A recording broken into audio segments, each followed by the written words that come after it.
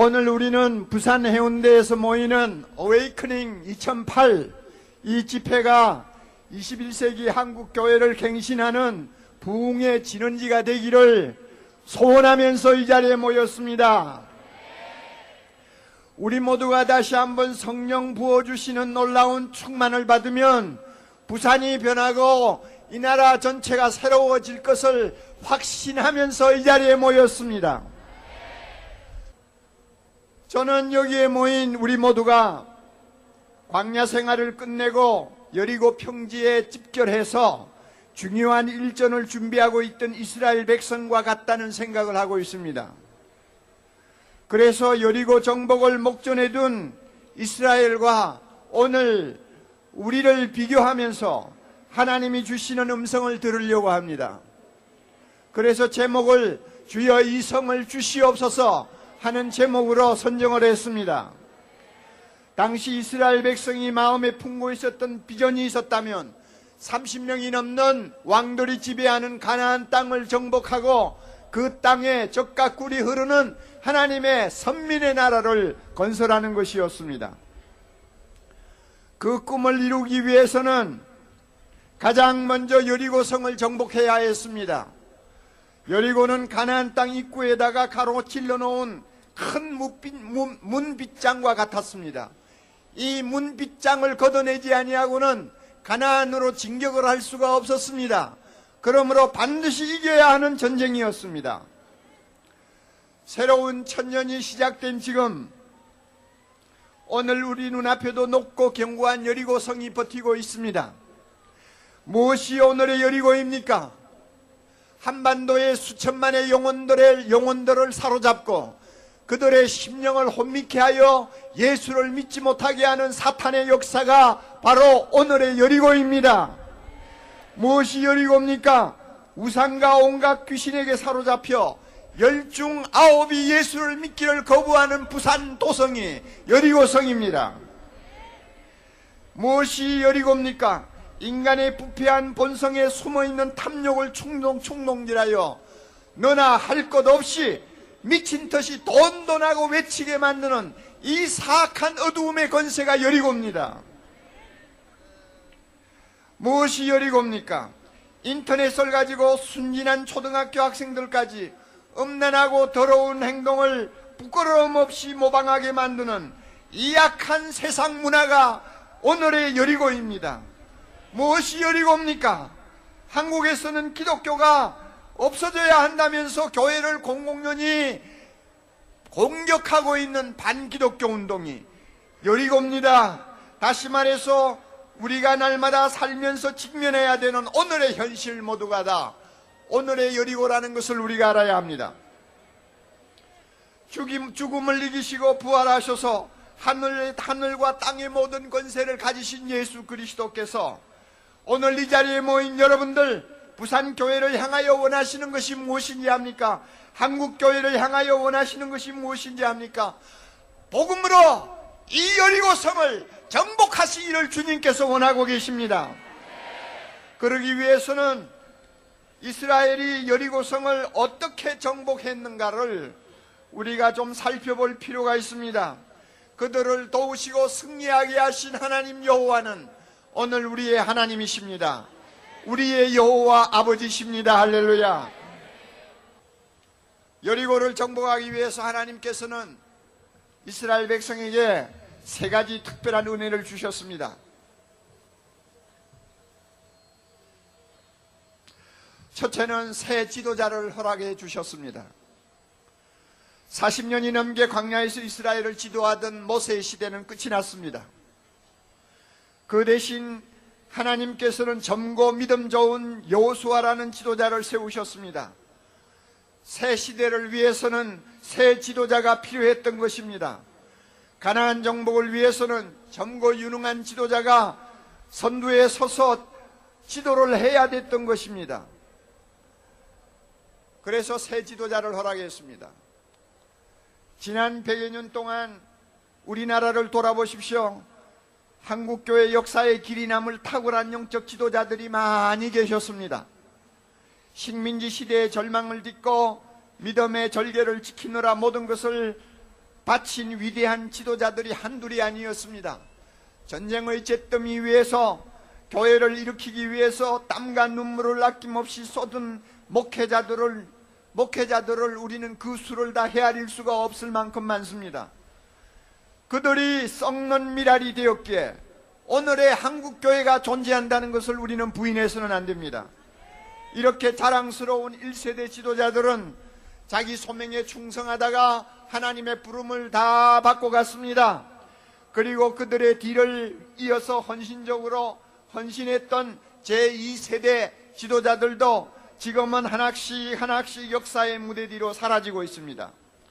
이제는 많은 교회에서 여호수아처럼 젊고 신실하고 영력이 탁월한 지도자들이 그 자리를 이어받고 있습니다.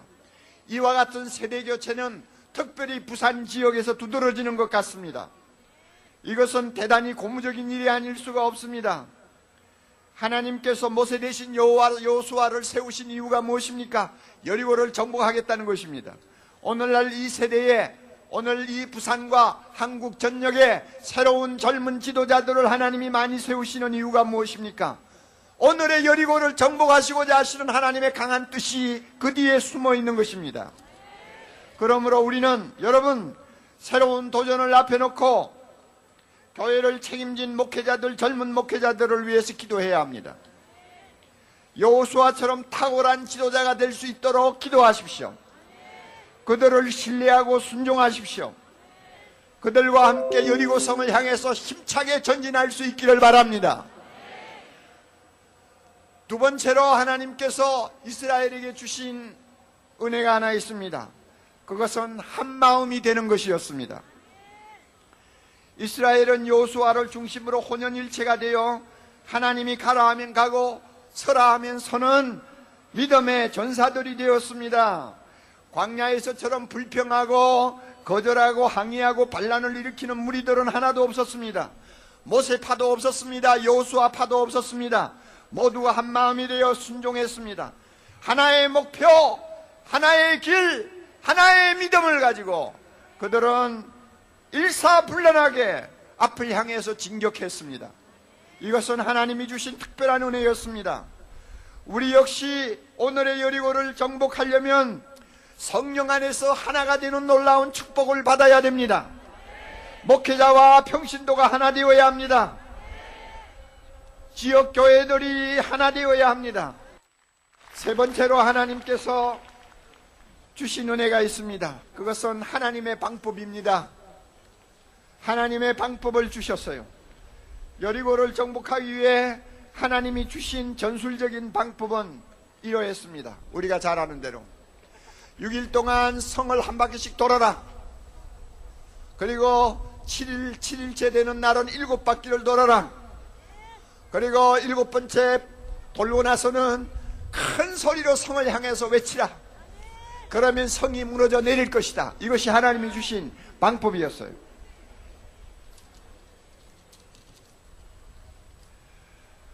이것은 얼른 이해하기 어려운 전술적인 방법이었습니다.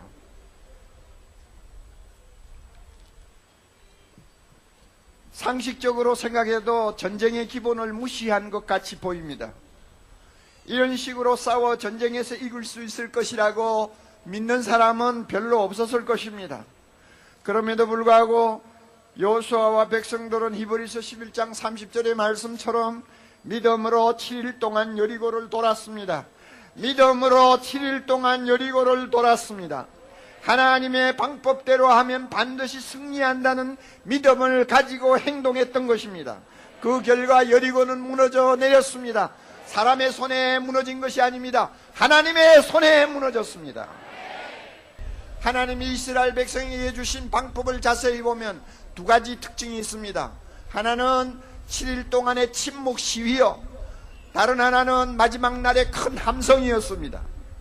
우리 먼저 7일 동안 성을 도는 침묵 시위가 무엇을 우리에게 교훈하고 있는가를 살펴보도록 합시다. 하나님의 명령은 이러했습니다. 너희는 외치지 말며 너희 음성을 들리게 하지 말며 너희 입에서 아무 말도 내지 말라. 철저하게 입을 다물고 성을 돌라는 것입니다. 백성들은 이대로 순종했습니다. 성을 한 바퀴 돌면서 한마디도 말을 내지 않았습니다. 마지막 날에는 7바퀴를 돌면서도 그들은 소리 하나 내지 않았습니다. 그런데 왜 하나님께서는 그들의 입을 다물고 말을 하지 못하게 했을까요? 왜 침묵하게 했을까요? 여기에는 깊은 영적인 뜻이 숨어 있었습니다. 침묵 시인은 무엇보다 이스라엘이 얼마나 큰 복을 받은 영광스러운 민족인가를 보여주는 신앙 고백적인 퍼레이드였다는 것입니다. 이스라엘이 얼마나 하나님의 사랑을 받는 영광스러운 민족인가를 보여주는 퍼레이드라 말입니다. 신앙 고백적인 퍼레이드였습니다. 여러분 한번 생각해 보세요. 제일 앞에 군대가 갑니다. 그 다음에는 제사장들이 언약궤를 메고 따라갑니다. 그 뒤에는 또 군대와 백성들이 따라갑니다. 그래서 가만히 보면은 이스라엘 진영은 제일 중앙에 언약궤를 맨 제사장이 있었습니다. 언약궤를 맨 제사장이 중앙에 서 있었습니다. 여리고 백성들에게 무엇을 보여주는 것입니까? 우리는 하나님의 선민이다. 우리는 하나님의 백성이다. 우리는 하나님의 사랑을 받는 특별한 민족이다. 그러므로 하나님이 우리와 함께 계신다는 걸 보여주는 거예요. 이걸 보여주고 있는 것입니다.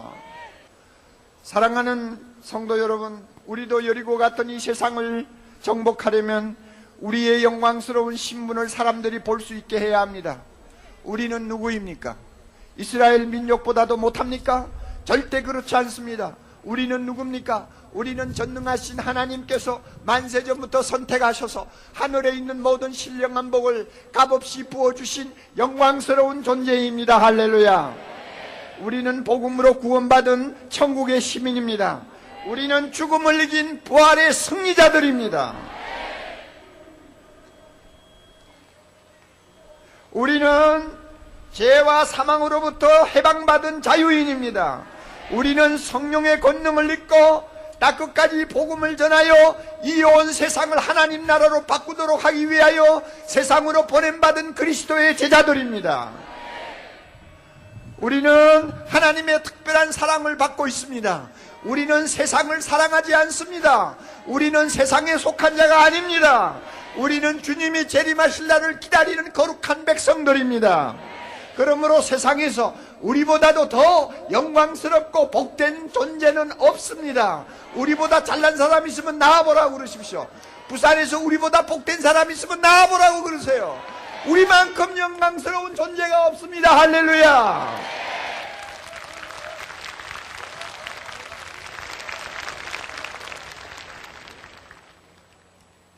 그럼에도 불구하고 한국교회는 지난 반세기 동안 우리가 얼마나 영광스러운 그리고 거룩한 신분인가를 말없이 묵묵하게 세상에 보여주는 데는 성공하지 못한 것 같습니다. 요란한 주여주여를 가지고는 우리의 진면모를 그들에게 잘 보여주지 못한 것 같습니다. 사람들은 믿는 우리나 안 믿는 자기들이나 별반 다른 데가 없다고 하는 생각을 하고 있습니다.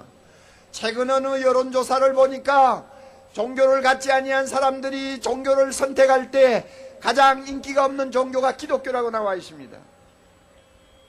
가슴을 치고 통곡하지 아니할 수 없는 안타까운 사실입니다.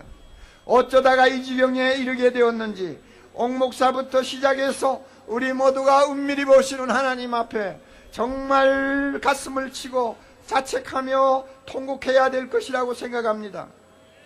왜 우리가 이렇게 영광스러운 존재임에도 불구하고 사람들이 알아주지 않는 것입니까? 왜 우리의 이런 영광스러운 정체성을 사람들이 우습게 생각하는 것입니까? 값없이 받은 하늘에 속한 신령한 복보다도 세상에서 잠깐 누릴 육신적인 복을 더 탐하다가 우리 모두가 이 꼴이 된 것이 아닐까요? 천국보다 세상을 더 사랑하다가 우리가 이렇게 천대받는 존재가 되지 않았을까요? 우리 모두가 반성해야 합니다. 오늘 한국교회에 필요한 것이 있다면 말씀에 순종하는 우리의 모습을 세상 사람 앞에 보여주는 것이라고 생각합니다.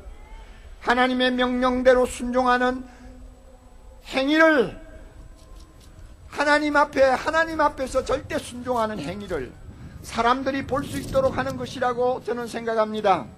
마태복음 5장 16절 주님께서 이렇게 말씀하셨습니다. 세상 사람들이 너희 착한 행실을 보고 하늘에 계신 아버지께 영광을 돌리게 하라고 했습니다. 말부터 앞세우지 말고 순종하는 착한 행실을 세상 앞에 보여주라는 것입니다. 이것이 중요하다는 것입니다. 순종하는 삶은 입으로 떠들어서 되는 것 아닙니다. 순종하는 사람은 가만히 있어도 그 영향력이 사람들에게 미칩니다. 가만히 있어도 사람들이 감동을 받습니다. 하나님의 말씀대로 순종하면 우리의 영향력이 세상을 조금씩 변화시킬 수 있습니다. 그리고 사람들은 자기도 모르게 하나님께 영광을 돌리게 되는 것입니다. 안타깝게도 우리들 대부분은 이런 착한 행실, 거룩한 순종의 삶을 말없이 세상 앞에 보여주지 못하고 있습니다. 세상에 나가 보십시오. 예수 믿는다고 해서 우리를 자기들보다 더 정직하다고 보지 않습니다. 예수 믿는다고 해서 우리가 이웃을 더 사랑한다고 보지 않습니다. 예수 믿는다고 해서 돈 욕심이 우리 자기들보다도 못하다고 생각지 않습니다. 사람들 보기에는 말 따로 행동 따로 하는 이중적인 인격자로 보이기 때문입니다. 오늘 한국교회가 이 문제는 반드시 해결해야 합니다. 믿음만 좋으면 된다고 가르치는 것도 지나치면 성경적이 아닙니다. 믿음과 순종은 동전의 양면입니다. 구원받는 믿음은 반드시 순종이 따릅니다. 따라하십시오. 구원받는 믿음은 반드시 순종이 따른다. 거짓 믿음은 순종이 없다. 그러므로 주님께서 입으로 주여 주여 하는 자마다 천국에 들어가는 것이 아니고 내 하나님의 말씀, 아버지의 말씀대로 사는 자가 들어간다고 하셨어요. 왜 이런 말씀을 교회가 철저하게 가르치지 않습니까? 왜 믿음만 강조합니까? 왜 믿기만 하면 된다고 야단입니까? 순종은 왜 가르치지 않느냐 그 말이에요. 그러므로 한국교회가 순종을 점점 등한히 하다가 보니 세상 사람과 우리가 차이가 없는 거예요. 그러다가 보니 우리는 세상 앞에 우리의 진모습을, 우리의 거룩한 모습을 보여주지 못하는 것입니다. 하나님의 전쟁은 거룩한 군사들만 할 수 있습니다. 우리는 이스라엘 군대에도 아간처럼 말씀에 순종하지 아니하는 나쁜 사람이 끼어 있었다는 것을 알고 있습니다. 아간은 여리고에 들어가서 자기 눈에 드는 좋은 옷, 금덩어리, 은덩어리 훔쳐가지고 자기 집에 감추었어요. 하나님이 절대로 여리고 성에 있는 것은 손대지 말라고 하는데도 아간은 손을 댔습니다. 그래서 결과가 어떻게 됐습니까? 이스라엘 백성은 그 다음 전쟁에서 비참할 정도로 패배하고 말았습니다. 거룩을 상실한 이스라엘 군대는 더 이상 군대가 아니었습니다. 지금도 마찬가지입니다. 교회가 말씀에 순종하지 못하면 거룩을 잃어버립니다. 거룩하지 못하면 우리는 세상을 이길 수 없습니다. 여리고를 정복할 수가 없습니다. 하나님께서 함께 하시지 않기 때문입니다.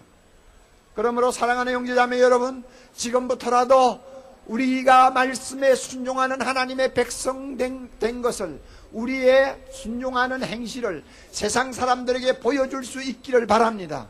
우리가 그런 사람이 될 수 있기를 바랍니다. 그러면 여리고성은 무너지게 되어 있습니다.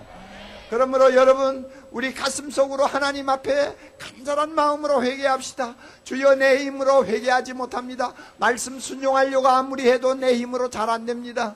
100번 결심해도 100번 쓰러질 때가 많습니다. 주여, 나를 살려주시옵소서. 나를 살려주옵소서. 아무리 말씀에 순종하려고 해도 몇 번 순종하다가 또 쓰러집니다. 또 쓰러집니다. 주여, 나를 살려주옵소서 하는 간절함이 우리 마음속에 있기를 바랍니다. 성령께서 이와 같은 통회하고 잡아가는 마음 주실 수 있기를 바랍니다.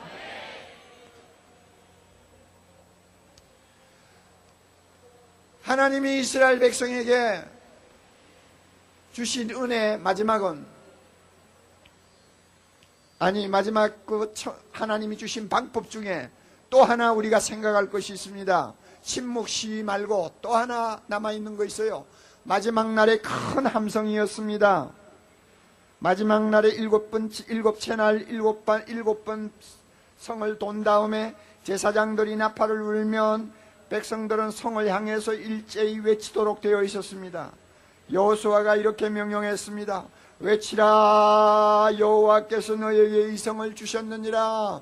외치라 여호와께서 너에게 이 성을 주셨느니라. 이 명령대로 이스라엘 백성은 외쳤습니다. 목이 터져라고 외쳤습니다. 무엇이라고 외쳤을까요? 저는 상상을 해봅니다. 그때 이스라엘 백성이 무엇이라고 외쳤을까요? 저는 이렇게 외쳤다고 생각합니다. 주여 이 성을 주시옵소서. 주여 이 성을 주시옵소서. 이스라엘 백성은 그렇게 외쳤다고 생각합니다. 이 함성의 여리고 성벽은 힘없이 무너지고 말았습니다. 교회도 이 세상을 향해서 큰 소리로 외쳐야 합니다.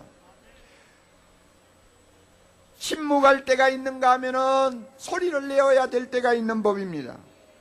말없이 우리의 영광스러운 신분을 보여주고 말씀에 순종하는 거룩한 삶을 보여주는 것으로도 중요하지만은 그것으로 충분하지는 않습니다. 예수 그리스도의 복음을 외치는 함성이 있어야 합니다. 이사야 40장 9절의 말씀대로 아름다운 소식을 예루살렘에 전하는 자여, 아름다운 소식을 예루살렘에 전하는 자여, 너는 힘써 소리를 외쳐라. 너는 힘써 소리를 외쳐라. 이 명령대로 우리는 이 세상을 향하여 소리를 외쳐야 합니다. 오늘의 여리고는 한국교회가 함께 살아야 할 세상입니다. 현실입니다. 세상은 많은 지식을 가졌지만은 자신의 실상을 알지 못합니다. 어디서 와서 어디에 있으며 어디로 가고 있는지 그들은 모릅니다. 하나님이 누구신지도 잘 모릅니다. 구원이 무엇인지도 잘 모릅니다. 그들의 머리 위에 임하고 있는 저주와 멸망이 무엇인지도 잘 모르고 있습니다. 그러나 우리는 알고 있습니다. 세상은 죄와 죽음의 그늘 아래에 있다는 것 압니다. 곧 하나님의 심판이 임한다는 것도 우리는 알고 있습니다. 십자가에 죽으시고 부활하신 예수님만이 이 세상의 구원인 것을 우리는 잘 알고 있습니다. 믿기만 하면 이 구원을 선물로 받을 수 있다는 것을 우리는 알고 있습니다. 세상은 비록 타락했지만 여전히 하나님의 사랑 안에 있다는 것을 압니다. 그리스도 안에서 교회를 통해 이 세상은 하나님께로 다시 돌아가야 된다는 것도 우리는 알고 있습니다. 그러므로 하나님의 교회인 우리들을 하나님께서는 세상으로 보내셨습니다. 보내셔서 세상을 향해 외치게 했습니다. 복음을 외치게 했습니다. 복음을 외치게 했습니다. 그러므로 복음을 전할 때만이 교회가 교회다울 수 있고 교회의 존재 이유가 성립이 되는 것입니다. 그러나 여러분, 세상을 향해서 우리가 큰 소리로 외치려면 성령의 능력을 받아야 합니다. 성령의 충만함을 받을 때만이 우리는 외칠 수 있습니다. 오순절 성령이 임하시자마자 성령은 그 자리에 모인 성도들의 입을 열어놓았습니다. 성령의 말하게 하심을 따라 그 자리에 모인 모든 성도들은 외치기 시작했습니다. 예수가 부활했다고 외치기 시작했습니다. 하나님의 크신 일을 외치기 시작했습니다. 그들이 보고 들은 것을 말하지 아니할 수 없도록 성령께서 그들로 하여금 전하게 하였습니다. 선포하게 하였습니다. 고백하게 하였습니다. 성령이 임하시면 우리는 외칠 수가 있습니다. 우리 모두 한 목소리로 외칩시다. 두 손 들고 외칩니다. 주여! 이 성을 주시옵소서. 주여 이 성을 주시옵소서. 주여 이 성을 주시옵소서. 우리 한 목소리로 기도합니다.